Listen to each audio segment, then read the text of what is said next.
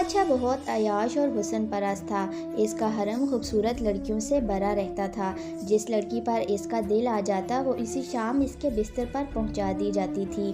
بادشاہ کا وزیر بہت سمجھدار اور مخلص آدمی تھا۔ ہر کام میں بادشاہ اس کی رائے کو اہمیت دیتا اور ہر مہم میں اس کو ساتھ شریک رکھتا تھا۔ ایک دن محل میں دعوت عام چل رہی تھی۔ سب وزیر مشیر اپنی بیگمات کے ساتھ تشریف لائے تھے کہ بادشاہ کی نظر وزیر کی بیوی پر پڑ گئی۔ اتنی حسین عورت تو اس کے حرم میں بھی نہیں تھی جتنی حسین اس کے وزیر کی بیوی تھی۔ حسب معمول بادشاہ کی رال ٹپک پڑی، لیکن مسئلہ یہ تھا اس بار سامنے کوئی عام عورت نہیں بلکہ اس کے وزیر کی بیوی اور عزت تھی۔ ساری رات وہ سو نہیں سکا اور وزیر کی بیوی کے بارے میں سوچتا رہا۔ اس کو کوئی راستہ نظر نہیں آ رہا تھا۔ آخرکار اس کے دماغ نے ایک منصوبہ بنا لیا۔ صبح ہوئی تو بادشاہ نے وزیر کو دربار میں طلب کیا اور اس کو خط دے کر کہا کہ یہ خط فلاں ملک کے بادشاہ تک پہنچانا ہے، لیکن یہ خط تم خود لے کر جاؤ گے۔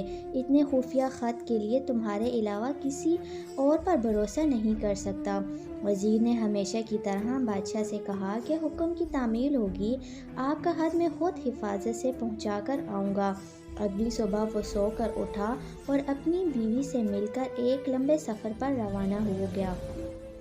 بادشاہ کو جب اطمینان ہو گیا کہ وزیر سفر پر نکل چکا ہے تو وہ محل سے نکلا اور ٹہلتا ٹہلتا وزیر کے گھر جا پہنچا اور دروازے پر دستک دیے بغیر اندر داخل ہو گیا۔ وزیر کی بیوی نہا کر دھوپ میں بال خشک کر رہی تھی۔ بادشاہ سلامت کو اچانک دیکھ کر حیران ہوئی اور اٹھ کر بادشاہ کا استقبال کیا اور کہنے لگی کہ حضور کا اقبال بلند ہو، آج ہم غریبوں کے گھر میں کیسے تشریف لے آئے آپ؟ بادشاہ کہنے لگا، میں سیر کرتا کرتا ادھر کو آ نکلا تھا، سوچا کہ تم اپنے شوہر کے بنا گھر میں اکیلی ہوگی، تم سے پوچھوں کسی چیز کی ضرورت ہو تو، اور خیال رکھنا میری ذمہ داری ہے۔ بادشاہ کی تواضع کی گئی۔ بادشاہ مطلب کی بات پر آ گیا، اس کے حسن کی تعریفیں شروع کر دی اور کہنے لگا، تم جیسی حسین عورت میں نے آج تک نہیں دیکھی۔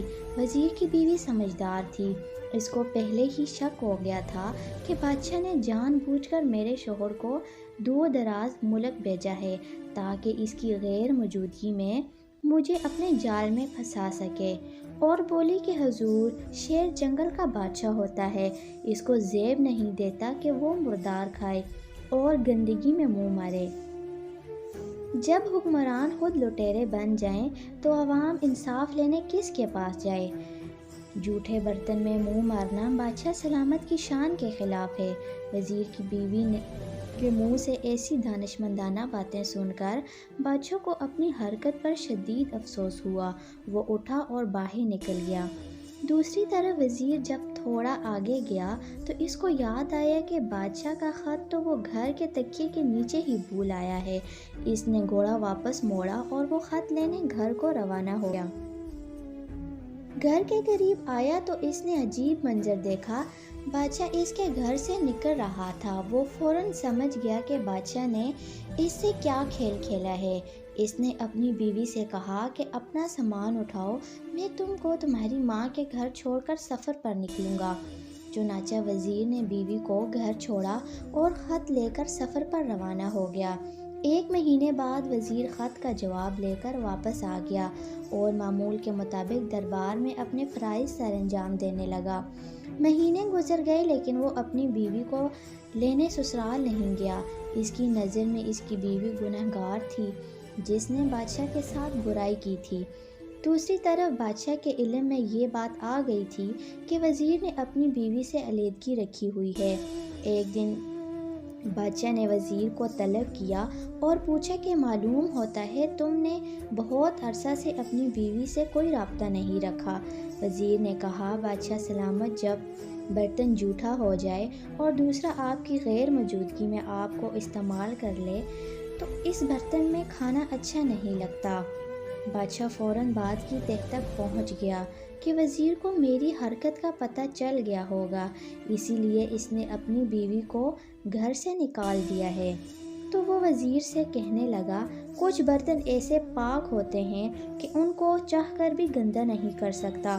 وہ لوگ اپنے مالک کی موجودگی میں کسی غیر کے ہاتھوں اپنا دامن کبھی آلودہ نہیں کرتے، اسی لیے ایسے لوگوں کے لیے دل میں کبھی غلط فہمی نہ رکھو۔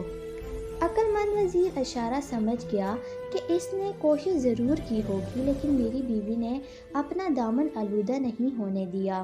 وہ اسی دن سسرال گیا اور اپنی بیوی کو گھر لے آیا۔ اس طرح تینوں کی سمجھداری سے ایک گھر اجڑنے سے بچ گیا اور سب کے آپس کے تعلقات بھی متاثر نہ ہوئے۔ دوستو، اسی لیے کہتے ہیں فیصلے ہمیشہ سوچ سمجھ کر اور جذبات میں آئے بغیر کرنے چاہیے تاکہ بعد میں پریشانی نہ اٹھانا پڑے۔